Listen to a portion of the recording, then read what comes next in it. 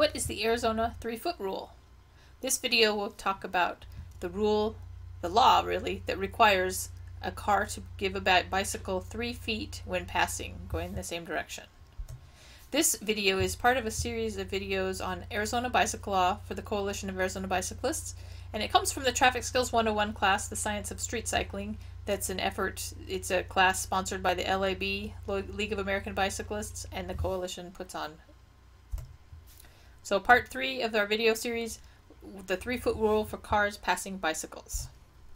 Let's review some general principles. Cyclists fare best when they act and are treated as drivers of vehicles. So you have all the responsibilities of a vehicle, and you must also have all the rights of a vehicle when on Arizona roads. And never sacrifice your safety for the convenience of others. And of course, with traffic law, if you're on your bicycle pulled over by a policeman, you can get a ticket, you can get a fine, you can get points on your license, and an insurance increase. So let's avoid all of that. In the last video, we talked about where to ride your bicycle on the roadway. And the League of American Bicyclists recommends you ride 2 to 3 feet from the rideable edge. That gives you some place to go if someone pulls too close to you. In this one down here, we're showing that 2 to 3 feet. And under 28.815, if the lane in which you're operating your bicycle is too narrow for a bicycle and a vehicle to travel safely side by side within the lane, then you have the opportunity to move as far away from the right side of the road and take over that lane. So in this instance, we're showing the bicycle and the rider, and they're 2 to 3 feet from the rideable edge, goes to 3.5 feet. Then we have that letter C, that's what we're going to talk about, that 3-foot rule.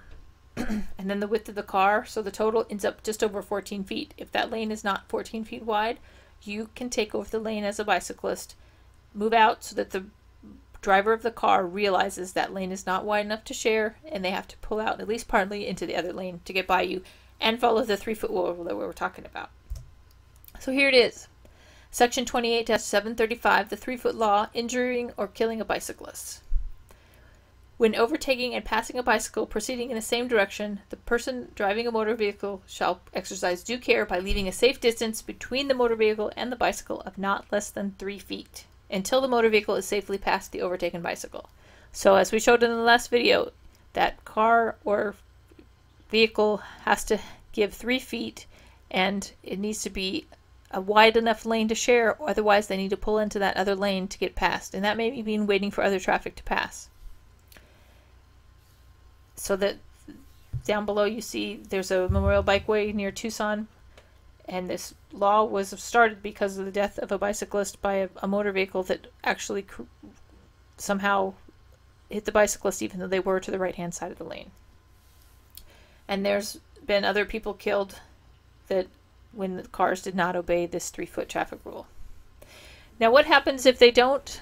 In this law there's written the following. If a person violates this section, the violation results in a collision causing serious physical injury as defined in another section, the violator is subject to a civil penalty of up to $500. If it causes death to another person, the violator is subject to civil penalty up to $1,000. So they put a price tag on what it costs the vehicle if they violate this 3-foot law and they actually hit someone and either hurt them or kill them.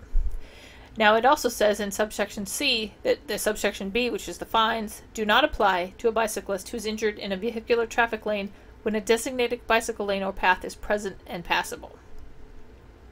So if there's a bicycle lane, they're saying that the car does not have to give 3 feet. Here's a picture to illustrate this. You see that the bicycle is 2 to 3 feet from the rideable edge. There's 3 feet between the bicycle and that mirror, and the van has to pull out into this other lane to make sure that they give them that 3 feet. And here's a picture of what happens if the bicyclist is right by the curb and the van doesn't go into the other lane. Then that mirror is likely to clip the bicyclist and the bicyclist has nowhere to go. This video is sponsored by the Coalition of Arizona Bicyclists. My name is Kathy Mills. I'm a league cycling instructor. Go ahead and contact me or contact the Coalition of Arizona Bicyclists if you have any questions. And check out our other videos in this series. We talk about what is a bicycle under Arizona law, does the bicycle law apply to you, where should you ride, what equipment is required, and what is when you should turn off to allow cars to pass you.